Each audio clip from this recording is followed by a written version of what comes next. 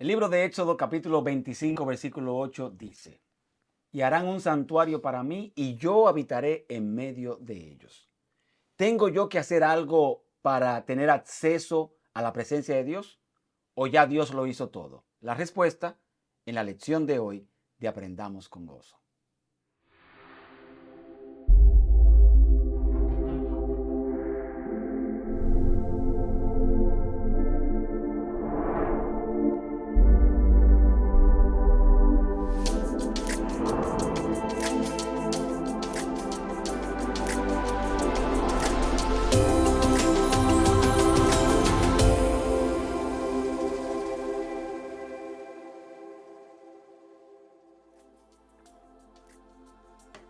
Saludos apreciados amigos, saludos Cristian, gracias por estar conmigo una vez más. Hoy en nuestro programa Aprendamos con Gozo.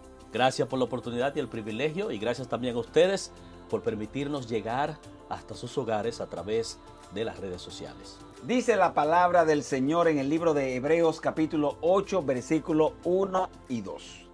Lo principal de lo que venimos diciendo es que tenemos un sumo sacerdote que se sentó a la diestra del trono de la majestad en el cielo y es ministro del santuario, de aquel verdadero santuario que levantó el Señor y que no levantó el hombre. Durante la lección de esta semana, tanto el pastor Valerio como su servidor estaremos compartiendo con ustedes 5 datos importantes que encontramos nosotros en el santuario. El santuario, según el libro, como mencionamos en la introducción de Éxodo capítulo 25, versículo 8, Dios le dice a Moisés, óigame, constrúyame un lugar, constrúyame un santuario y yo quiero habitar en medio de ustedes. Es interesante, Cristian, que el Señor nunca ha querido estar lejos de nosotros. Yo no sé por qué la gente sigue vendiendo a ese Dios que está allá en el cielo y nosotros aquí pasamos trabajo en la tierra, cuando confirmamos en el libro de Juan capítulo 1 que Él se puso el zapato mío, vino, habitó conmigo, vino, se hizo humilde con nosotros, porque Él tiene deseos, ansias, le encanta estar en el medio de nosotros. Y es interesante que mientras Dios quiere acercarse más a nosotros, nosotros nos alejamos más de Él. Es algo que no entendemos por qué sucede, pero la razón principal por la cual Dios mandó a hacer un santuario era porque Él quería estar en medio de su pueblo, quería ser el centro de atracción, el centro de adoración, el centro de la nación. Era su propósito especial.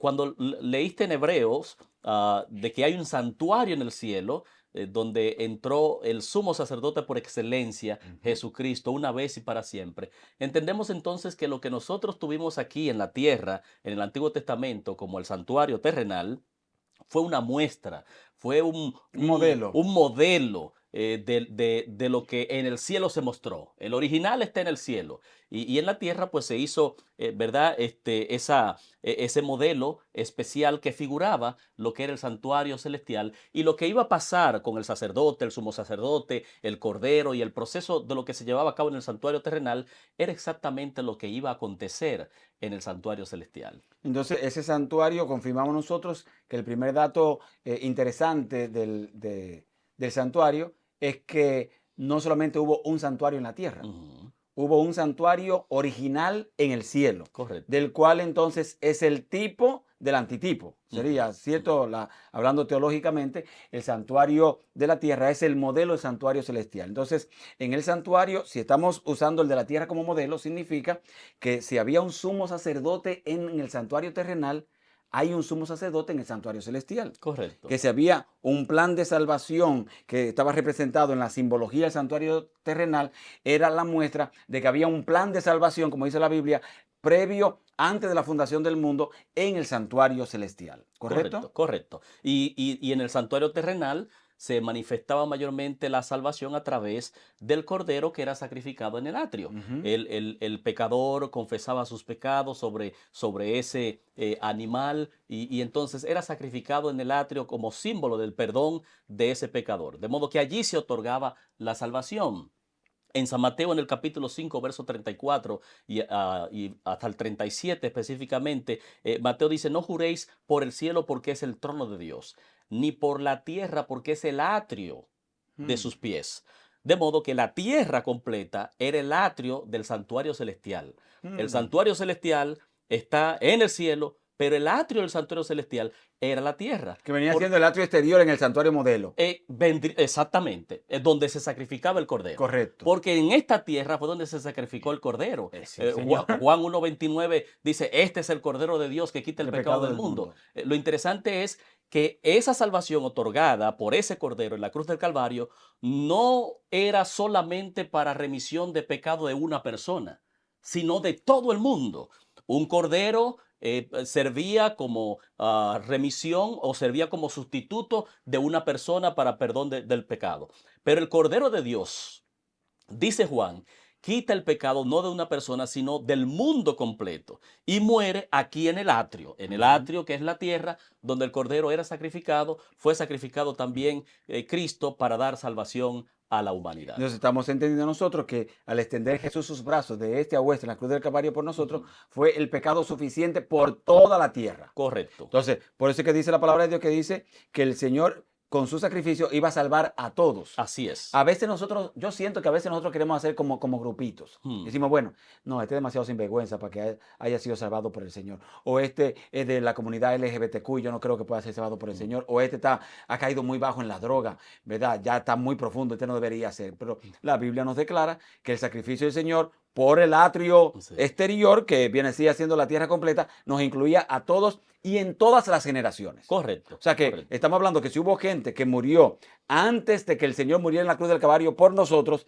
ellos estaban incluidos ya en ese plan salvífico, aunque ya no estuviesen vivos en ese momento. Correcto, de modo todos aquellos que murieron, por ejemplo, en el Antiguo Testamento, creyendo en los sacrificios como símbolo de lo que iba a venir, a suceder. exactamente, pues todos ellos fueron redimidos por la sangre de Cristo Jesús. Se le dio valor a todos los sacrificios del Antiguo Testamento, a todos los corderos que murieron en el Antiguo Testamento y todos los sacrificios que se hicieron. Se le dio valor, mérito y significado real cuando el Cordero de Dios es sacrificado o crucificado en la cruz del Calvario. Y por lo tanto abarca a todo el mundo, porque Juan 3:16 dice, porque de tal manera amó Dios al mundo. Lo dice de forma general y luego lo individualiza. Dice, para que todo aquel. Es decir, tú tienes la oportunidad, yo tengo la oportunidad, tú tienes la oportunidad también de aprovechar ese amor de Dios manifestado porque quiere acercarse a nosotros. Y Cristo, como dice Hebreos capítulo 1, verso 1, que Dios, habiendo hablado de muchas maneras y de muchas formas a nuestros padres por los profetas, hoy nos ha hablado a través de su Hijo, a quien constituyó heredero de toda la creación y por quien hizo los cielos y la tierra. Jesús es la cercanía de Dios hacia nosotros. Así como dice Éxodo 25:8, harás un santuario y yo habitaré en medio de vosotros. Juan 1:14 dice, y el verbo se hizo carne y habitó entre nosotros, de una forma directa, Dios buscando la forma de acercarse más y de estar juntamente con nosotros, pero ahora quiere ir más allá. No solamente Jesús venir en carne, encarnarse y venir y cumplir el ministerio, sino que ahora quiere estar en nosotros, como dice Pablo, a través del Espíritu Santo, porque somos el templo de Dios. Entonces, es interesante tomar en cuenta lo siguiente. Hay un santuario que el Señor quiere que le construyan y Él va a habitar en el medio de ese santuario. Tenemos que entender esto. La frase es, harán un santuario para mí. No harán un santuario para el beneficio de Arnaldo. Para socializar. O para socializar. O para poner la música que le gusta a Cristian. Escúcheme bien ahora dónde va la cosa. O sea, vamos a tomar esto como lo está diciendo la Biblia. El santuario es para Dios, no es para un grupito de la iglesia. El santuario es para Dios, no para como un restaurante que para que tenga el menú con los alimentos que a mí me gustan. Escúcheme bien. Entonces, si vamos a seguir nosotros el concepto bíblico, el concepto bíblico está diciendo, el santuario es para mí. El centro del culto de adoración de la iglesia es para adorar a Dios, no para glorificar a personas. El centro del culto de la iglesia no es para perder tiempo solamente en anuncios o anunciando actividades que van a tener la iglesia. La iglesia no es un centro de actividades solamente. La iglesia es primero un santuario para Dios, donde los hermanos se congregan y pueden disfrutar de diversas actividades dentro de la iglesia para el crecimiento de los diferentes grupos que hay en la iglesia, como adolescentes, como niños, como matrimonio y como jóvenes. Pero el centro de todas esas actividades ni siquiera es para beneficiar solamente a esos grupos, es para glorificar a Dios con ese grupo. Nosotros, por ejemplo, como Iglesia Adventista, tenemos clases para los niños pequeños. Esa clase para los niños pequeños es para enseñarle de Jesús en su lenguaje, en su idioma, en la edad que ellos tienen. Correcto. Tenemos actividades para los matrimonios, no solamente para que los matrimonios se digan cosas bonitas y todo eso, no. Es para que los matrimonios busquen y pongan como centro a Jesús en su vida matrimonial. Tenemos actividades para los jóvenes, conquistadores, aventureros. Y el plan de esas actividades es que los muchachos no se conecten con el mundo, sino que puedan conectarse con Dios y convertir a Dios como centro de su vida. Por lo tanto, el santuario de Dios, Él tiene que ser el centro. El centro no es la música, el centro no son los anuncios, el centro no es el programa de la iglesia, el centro no son los momentos de oración, el centro tiene que ser Jesús. Si no es Jesús el centro, no es un santuario. Entonces no es un santuario. Es un edificio. Exacto. Déjeme decirle, no se ofenda, pero déjeme decirle que quien definió y quien determinó qué era lo que se iba a hacer y cómo se iba a hacer en el santuario fue Dios. No fue Moisés, ni fue el hombre tampoco. De la misma forma, cuando se construyó el templo de Salomón, Dios definió a través de la inspiración lo que se iba a hacer, cómo se iba a hacer y cuál era el propósito. Ese propósito se perdió y por eso lo vimos en Mateo, en lecciones anteriores, en Mateo capítulo 21 y en el capítulo 23, cuando Jesús sale del templo, que cuando él entra en el capítulo 21, verso 11 y 12, encuentra un desastre en el templo y dice: mi casa será llamada casa de oración, pero ustedes la habéis convertido en cuevas de ladrones. No, y no solamente eso, el Señor hasta decidió quién lo iba a construir. Exacto. Porque dijo, David no lo va a construir. No. Hay demasiado sangre en esas manos. Eso es correcto. Hasta en eso se metió el Señor. Claro, tenía que meterse porque el santuario era para él. Exacto. Él era que iba a definir eso. Entonces, Entonces, número 1, encontramos que hay un santuario. Número 2, encontramos que hay un santuario celestial. Número 2, encontramos que hay un lugar santísimo. La gente escucha esa frase, el lugar santo, el lugar santísimo. Es más, la gente hasta ha interpretado de mala manera y hasta ha puesto lugares santos en la iglesia. Y aquí viene la primera, antes que Cristian tire el segundo machetazo, yo lo voy a tirar el primero. Escúcheme bien. La plataforma de las iglesias no son el lugar santísimo. Escúcheme, familia. La iglesia como tal es la casa de Dios. Por lo tanto, yo escucho gente que dice, no, porque yo no voy vestido como quiera porque yo voy para la iglesia y yo no voy a subir a la plataforma. Es que el Espíritu de Dios no está en la plataforma solamente. El Espíritu de Dios está en su iglesia. Y si yo voy a encontrarme con el Dios del cielo, mi vestimenta debe ir adecuada al personaje con el que yo me voy a encontrar. Entonces, la plataforma de la iglesia no es el lugar santísimo. ¿Cuál es el lugar santísimo y por qué para nosotros es tan importante el lugar santísimo? ¿Es por el lugar o es por la persona que está en el lugar? La persona que está en el lugar. Cuando Jesús entró al templo, el templo era cueva de ladrones, pero cuando él entró, entonces era casa de Jehová. Sí. De modo y él mismo que lo declaró. Y él mismo lo declaró. De modo que es importante la persona que está, es lo que hace santo. Y Jesús dijo, donde hayan 2 o 3 reunidos en mi nombre, allí yo voy a estar para bendecir. Pero reunido en su nombre. Pero no hay diferencia entre decir que plataforma, porque normalmente existen, yo he visto en iglesia, bueno, vine de una iglesia donde había un cerco que separaba la plataforma del sábado con la plataforma de los miércoles y los viernes, donde se hacían los cultos normales de miércoles y viernes, estaba en la parte baja. Y la parte alta era imposible usarla un miércoles o un viernes porque era el lugar santísimo. O sea que abajo estaban los sinvergüenzas y a la otra parte subían los 144,000 de los santos de los últimos días. Sin embargo, pueblo querido, en el libro de Hebreos, en el capítulo 10, el verso 19 y el verso 20, el apóstol Pablo dice que así que hermanos, quiero leerle exactamente lo que dice el apóstol San Pablo. Así que hermanos, teniendo libertad para entrar en el lugar santísimo por la sangre de Cristo, por el camino nuevo y vivo que Él nos abrió a través del velo, esto es su carne. Cuando Cristo murió en la cruz del Calvario, se separó ese velo. Y ahora, dice Hebreos en el capítulo 4, verso 16, podemos acercarnos confiadamente al trono de la gracia. Y el trono de la gracia en la figura del santuario terrenal, estaba en el lugar santísimo, Sí, señor. porque allí era donde se manifestaba la gloria de Dios. Sí, solamente en ese lugar. Solamente en ese lugar. Entonces allí ese era el asiento de la Chequiná de Jehová. Pues por lo tanto, Pablo está diciendo ahora, ya lo que hizo Cristo en la cruz del Calvario, quitó ese velo. Usted no necesita un sacerdote terrenal donde usted vaya a confesarle sus pecados para que él entonces interceda al cielo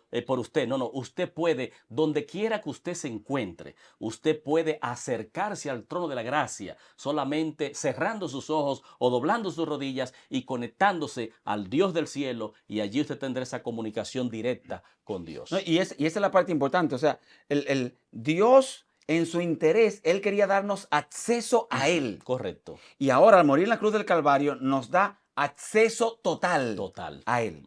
Ya yo no tengo que depender de una persona, ya yo no tengo que, no, déjame ser mi amigo del pastor, porque el pastor, todavía hasta el día de hoy, escúchame, en este siglo XXI, hay personas, y yo entiendo que lo hacen con un buen corazón, pero familia, permítanos aclararle esto.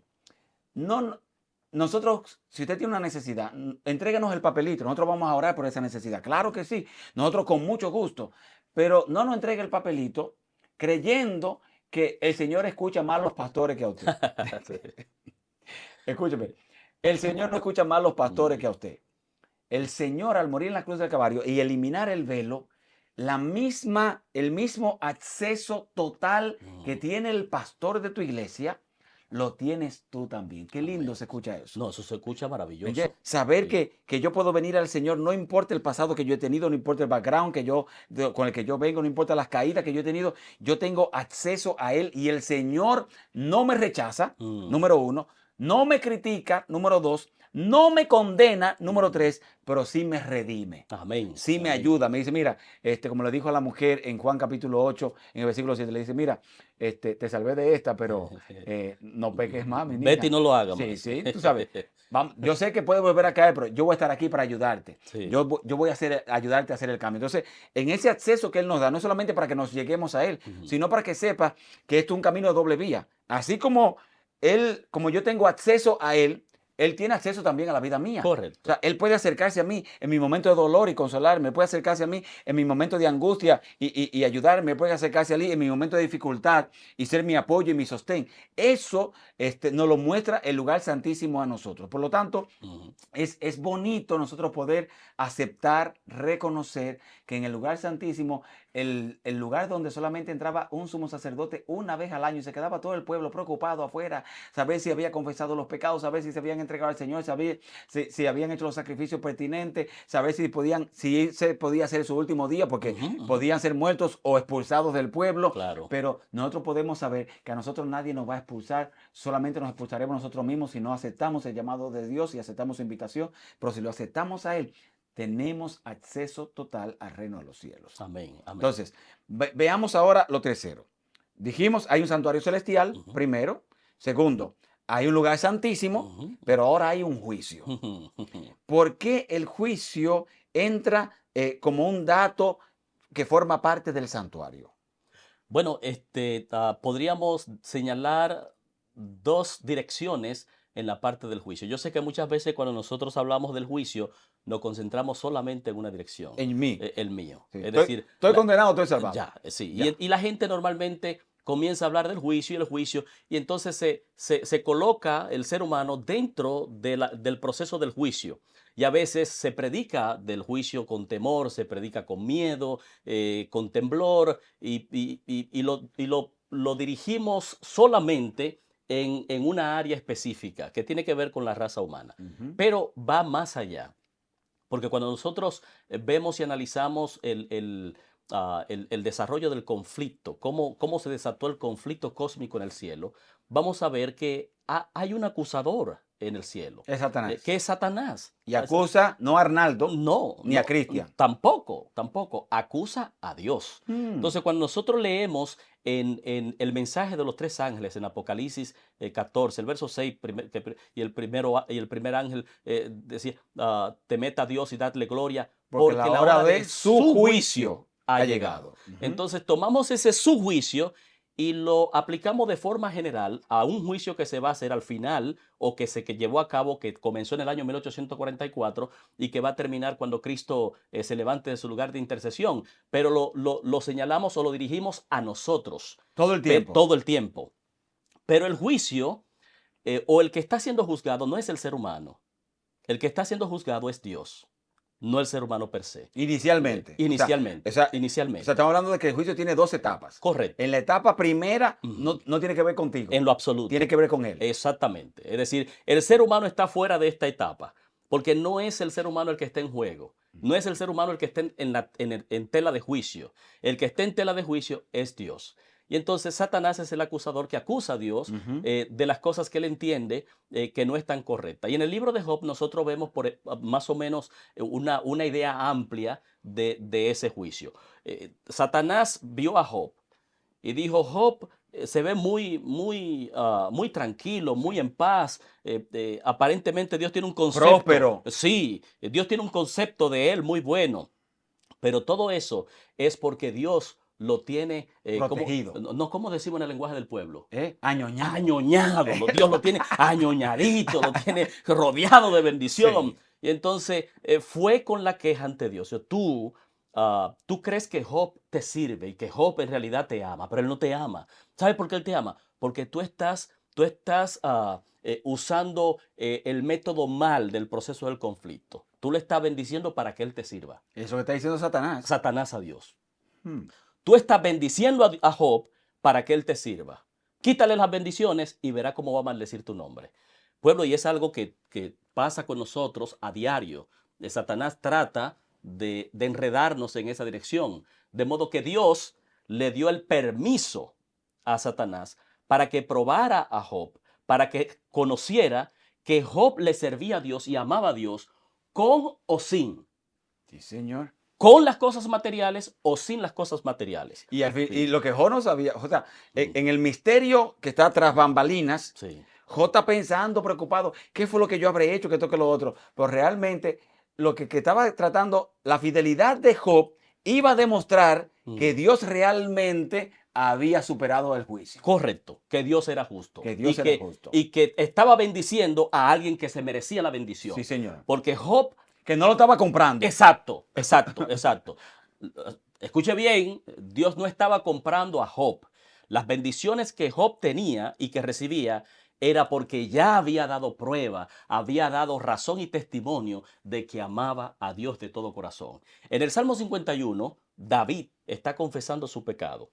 Y en el verso 4 específicamente, él dice, contra ti he pecado y he hecho lo malo delante de tus ojos, para que seas reconocido justo en tu palabra y venza o sea tenido por puro en tu juicio. Está hablando de Dios. En pocas palabras, David está diciendo, Señor, yo estoy confesando mi pecado. Yo estoy reconociendo Esto no tiene nada que ver contigo. Aquí ese vergüenza soy yo. Exactamente. Eso es lo que David está diciendo. Exacto, sí. Yo estoy mal.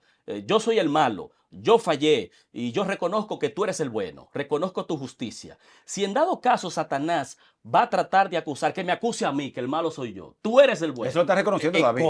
Correcto. Entonces Pablo, en griego, aquí está David hablando en hebreo, pero Pablo en griego, en Romanos, utiliza la misma expresión y hace un juego de palabras interesante. En Romanos en el capítulo 3, verso 3 al 4, él dice, pues que si alguno de ellos ha sido incrédulo, su incredulidad habrá hecho nula la fidelidad de Dios. Es decir, si ellos no creen, entonces Dios no es fiel.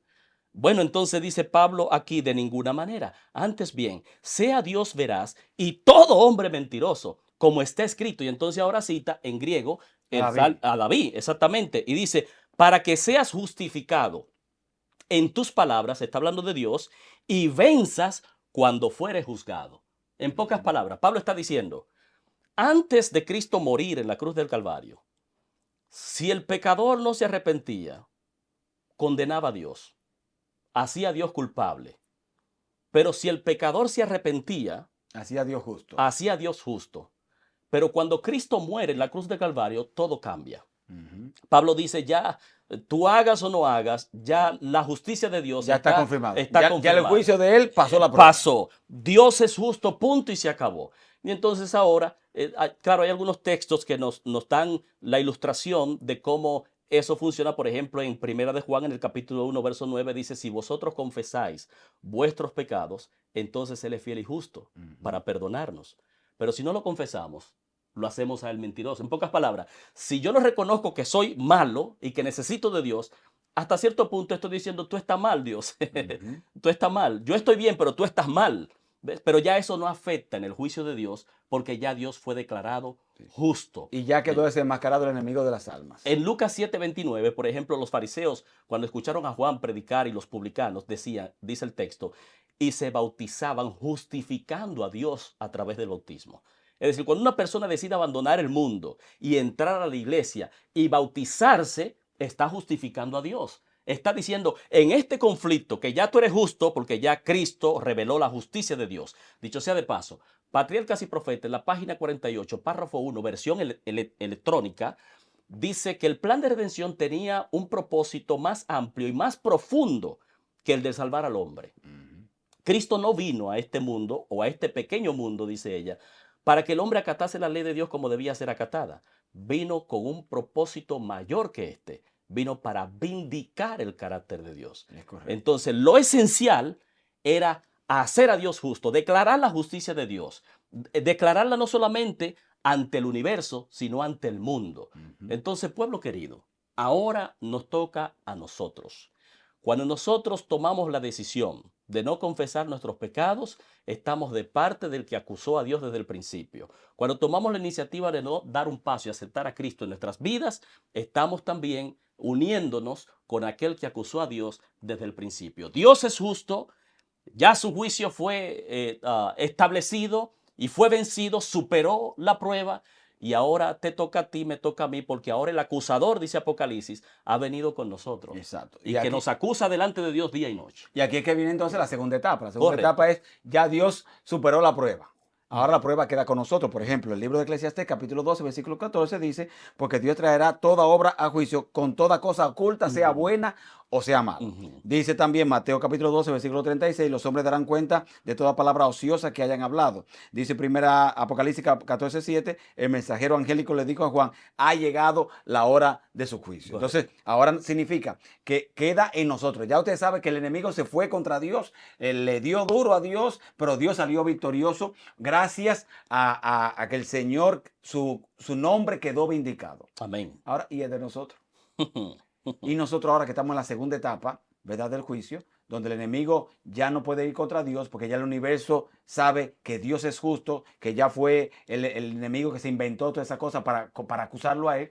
Pero ahora dice la Biblia que Él es el acusador de nosotros. Entonces nosotros tenemos que entender que ese juicio que aparece mostrado dentro de los parámetros del santuario tiene que ver con vindicación también del hombre. Correcto. Pero ahora quien nos vindica a nosotros es Dios. Así es. Porque ya Dios es justo. Amén. Y su justicia me cubre a mí. Amén. Amén. Amén. Aleluya. Gloria al Señor. A Dios, y vive el Señor para siempre. Amén. Entonces es gracias a Él, a que Él venció, no solamente en la cruz del Calvario, a que Él venció y vindicó su nombre, ahora puede vindicar el mío también. Correcto, correcto. Por eso, la garantía de nuestra salvación y de nuestra vindicación ahora está en aquel que vindicó a Dios en todo el universo, en Jesucristo. Por eso, cuando Dios nos va a juzgar, no nos mira a nosotros, sino que nos mira a Cristo. Es como quien dice la guía. Es como cuando hicieron el canon bíblico, que tomaban como regla, como canon, que es lo que quiere decir la palabra canon, como regla, el Pentateuco. Y todo libro que surgía, si contradecía el Pentateuco, si no estaba conforme al Pentateuco, era apartado. Y todo el que estaba conforme a lo que decía el Pentateuco era parte del canon. Entonces Jesús es la regla.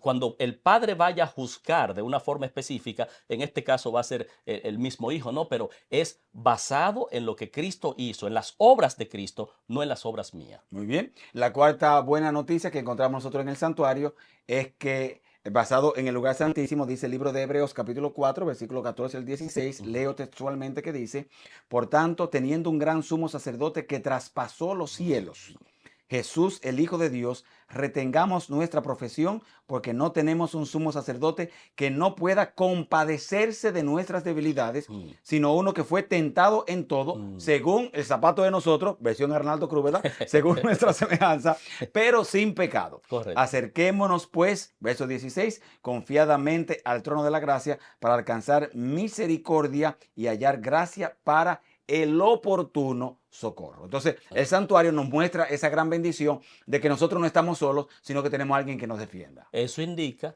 que la encarnación de Cristo, en Juan, en el capítulo 1, verso 14, Ujú. podríamos nosotros quedarnos con Juan 1:1. En el principio era el verbo y el verbo era con Dios y el verbo era Dios. Y ya. Y que venga Dios como tal, en espíritu, y que trate de redimir al hombre como espíritu.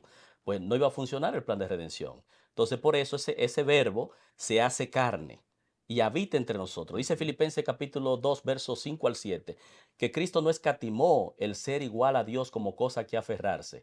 Ser igual a Dios como cosa que aferrarse, sino, y cuando utiliza la palabra forma de Dios, la palabra morfé, también la utiliza cuando dice, sino que tomó forma de siervo, morfé de siervo. Era morfé de Dios, ahora es morfé de siervo, Ujú. despojándose de todo lo que tenía que ver con él como Dios para tomar la forma nuestra. Eso indica que cuando Cristo se encarnó, Él rindió todos esos atributos de Dios ante el Padre y se sometió a la voluntad del Padre. Trabajó aquí como un ser humano, como tú y yo podemos trabajar, como tú también puedes lograrlo también. Se sometió al Padre y pudo vencer solamente a través del poder que está disponible para nosotros también, el poder del Espíritu Santo. Correcto. Y, por ejemplo, nosotros veíamos en todo el proceso del santuario, veíamos siempre sangre.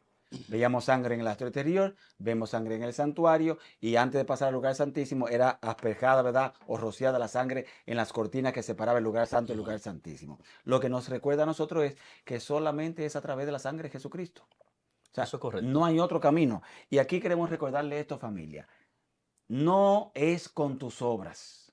Estamos viendo nosotros un movimiento de gente dentro de las iglesias que quieren hacer algo para mostrarle algo a Dios, para mostrarle que ellos sí pueden, que ellos se pueden ganar el reino. Yo entiendo que hay gente que se ha acostumbrado a ganarse las cosas con su brazo y cree que puede ganarse el reino también con buenas obras y con todo eso. Las buenas obras no es para ganar el terreno, es como consecuencia de que nosotros estamos en conexión con el Dios del cielo. Ujú. Si alguien tenía que hacer algo, ya lo hizo. Ya lo hizo. Y fue Jesús en la cruz del Calvario. Amén. Entonces nosotros lo único que tenemos que hacer es aceptar la sangre de Jesús que nos perdona, que nos redime y que nos limpia de nuestro pecado. Claro, no dejes de obrar y de hacer cosas buenas porque las obras se cuentan. Nosotros Sí, seremos pagados por las sí, obras. porque dice que Sí, juicio sí. de toda buena obra, buena o mala. Exacto, exacto. Es decir, las obras se van a tomar en cuenta. Hay una recompensa y usted podría preguntar, pastor, ¿y qué recompensa yo voy a tener por las obras? Bueno, yo no sé, pero Apocalipsis capítulo 22 dice,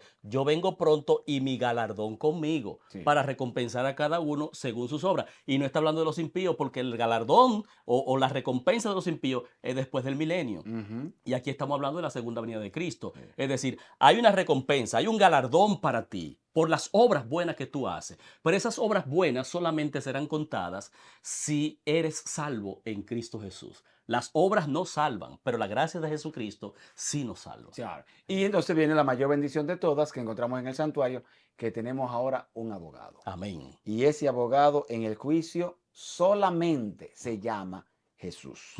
Quiero compartir lo que dice Hebreos capítulo 9, versículo 28. Me encanta, ¿verdad? Dice el texto, Cristo fue ofrecido una sola vez y para siempre, a fin de quitar los pecados de muchas personas. Cristo vendrá otra vez, no para ocuparse de nuestros pecados, sino para traer salvación a todos los que esperan anhelantemente su venida. Amén. Entonces, eso nos dice a nosotros que nuestro abogado, su objetivo es defendernos, su objetivo es salvarnos y su objetivo es venirnos a buscar. Y de hecho, ese abogado es también el juez. Sí. Y por lo tanto, al final, quiere dar un veredicto, buen siervo fiel, sobre poco has sido fiel, sobre mucho te pondré. Entra en el gozo de tu Señor. Sí. A mí me gustaría escuchar esas Mi palabras hermano, de mí. tú sabes, porque cuando uno va a un juicio, uno siempre va asustado, porque uno siempre le dice al abogado, mira, yo creo que te dije todo, pero uno como que le queda algo. ¿Será verdad que